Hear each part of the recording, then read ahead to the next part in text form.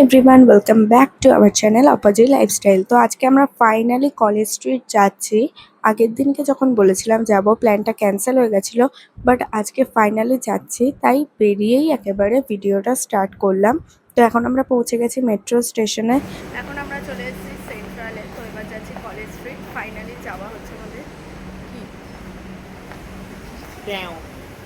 এই প্রথম আমি কলেজ স্ট্রিটটা এত সুন্দর ফাঁকা দেখতে পাচ্ছি। যদিও বা আমরা সানডে গেছিলাম, অনেক দোকানই বন্ধ ছিল। তো তোমরা কি জানো এরকম সানডে একটু ফাঁকা থাকে? যাই হোক, এই দোকানটায় চলে এসেছি, আর এই দোকানটা দিয়েই আমরা বেশিরভাগ বই কিনি, অনেকটা অফারেও পাই।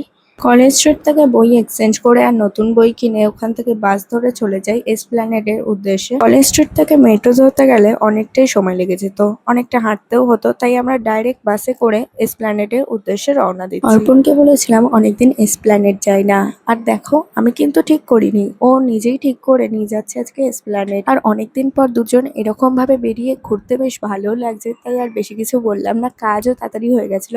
তো চলো এবার এসপ্ল্যানেডে গিয়ে অনেক সামার কালেকশন এসে শুনলাম, সেগুলো দেখাবো, স্কিপ না করে পুরোটা দেখতে থাকো।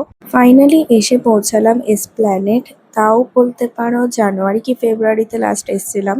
তো এখন আবার এলাম, আর দেখো এখানে অর্পণের গলা শুকিয়ে গেছে, আর অনেকটাই আমরা ঘুরেছি।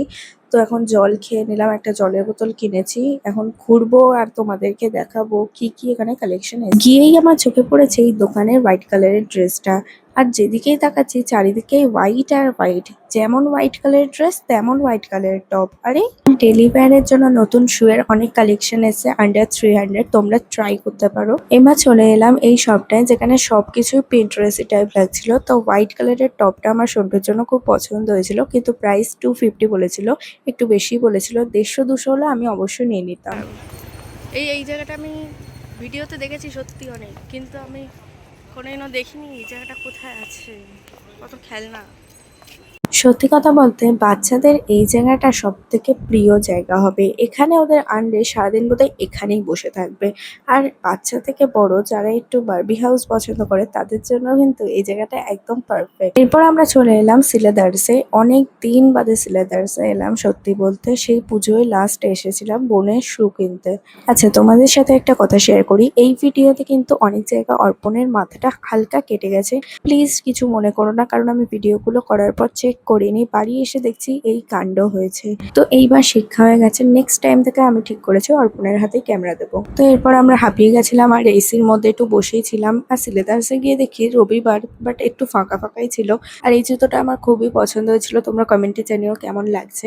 তো এটার প্রাইস নিয়েছে 460, আর আমি এমনিও পুজোর আগে একটা জুতো কিনতাম, তাই এটাই কিনে নিলাম। এখানে আমাকে অর্পণ হেল্প করছিল দেখার জন্য যে আমার সাইজটা ঠিকঠাক হয়েছে কিনা, আর ও বললো একটু হেঁটে দেখে নিতে যে পারফেক্ট আছে কিনা।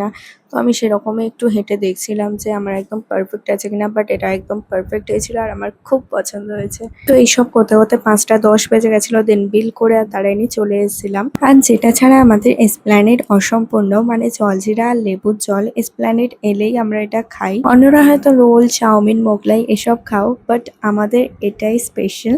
আর শ্যামবাজার গেলে আমাদের পাপড়ি চাট বা মোমো যে কোনো একটা মাস্ট। এরপর লেবু জল খেয়ে পেটটা ঠান্ডা করে আমরা বাড়ির পথে রওনা দিলাম। সো এখন আমরা বাড়ি যাচ্ছি, আমাদের জিনিস কেনা হয়ে গেছে, বইও চেঞ্জ করে নিয়েছি, সব করে নিয়েছি।